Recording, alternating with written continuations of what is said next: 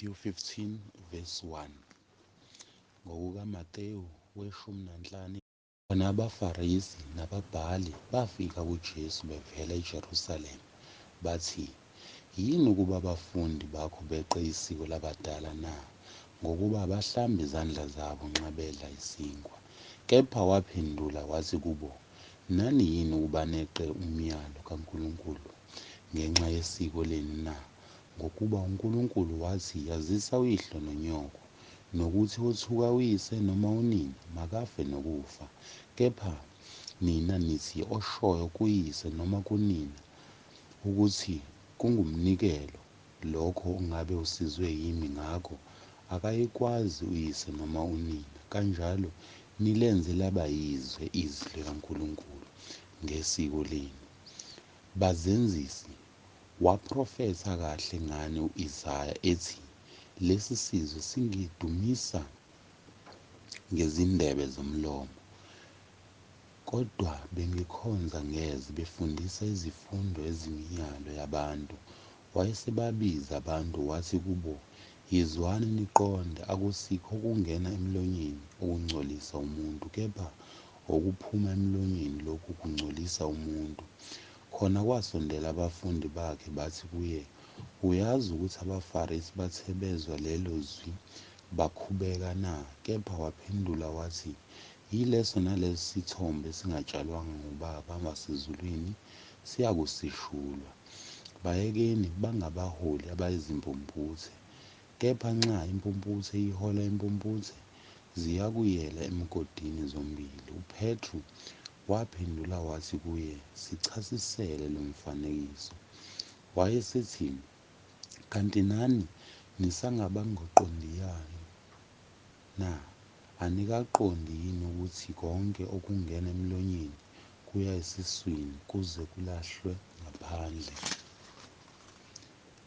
Kepha okuphuma emlonyeni kuvela enhliziyweni, lokho-ke kuyamngcolisa umuntu, ngokuba enhliziyweni kuvela izizindlo ezimbi, ukubulala, ukuphinga, ubufebe, ukweba, ukufakaza amanga, uhlambalaza, yilento izinto ezingcolisa umuntu. Kodwa ukudla ngezandla ezingahlanjiwe akumngcolisi umuntu." UJesu ephuma elapho wamuka waya emaphandleni aseThire naseSidoni. Bheka, kwavela emikhawulweni yakhona owesifazane waseKhenani wakhala wathi, "Ngihawukele Nkosi, ndodana kaDavide, indodakazi yami ikhwelwe kabi yidimoni." Kepha abamphendulanga ngezwi. Base besondela kuye abafundi bakhe bamncenga bathi, "Mmukise, ngokuba uyakhala emva kwethu." Kodwa waphendula wathi, "Angithunyelwanga kwabanye, kuphela ezimvini ezilahlekileyo zendlu yakwa-Israyeli." Kepha wayeseya wakhuleka wathi, "Nkosi, ngisize." Waphendula wathi, "Akukuhle ukuthatha isinkwa sabantwana usiphonse ezinjeni." Yena wathi, "Yebo Nkosi, kepha nezinjana zidla imvuthuluka ewa etafuleni labaninizo." Khona uJesu waphendula wathi kuye, "Oh mame, kukhulu ukukholwa kwakho. Makube kuwe njengokuthanda kwakho." Indodakazi yakho yasinda kusukela kuleso sikhathi. Wasuka lapho uJesu wafika ngaselwandle lwaseGalile, wenyukela entabeni wahlala phansi khona. Kwase kusondela kuye izixuku eziningi, zinezinyonga, nezimpumputhe, nezimungulu, nezilimi, nabanye abaningi, zababeka ngasezinyaweni zakhe.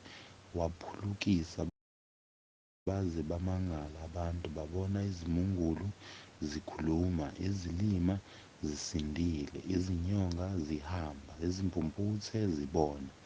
Bamdumisa uNkulunkulu ka-Israyeli. UJesu wayesebabiza abafundi bakhe wathi, "Ngiyasihawukela isixuku, ngokuba sekuyizinsuku ezintathu sihlezi kimi singenanto yokudla. Angithandi ukubamukisa. belambile, funa mhlawumbe baphele amandla endleleni. Bathi kuye, "Bafundi, singazitholaphi ehlane izinkwa ezingaka zokuba kusuthe izixuku esingaka na?" Wathi kubo, "UJesu nezizinkwa ezingaki na?" Bathi, "Eziyisikhombisa, nezinhlanzana eziyingcosana."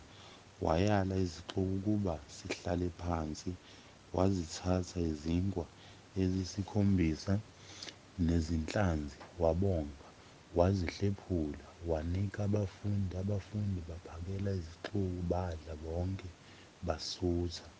Babutha imvuthuluka eseleyo, amaqoma ayisikhombisa agcwele, kepha abadlayo babe yizinkulungwane ezine zamadodana, ngaphandle kwabesifazane nabantwana. Esezimukisile izixuku, wangena emkhunjini wafika emikhawulweni yaseMagdala.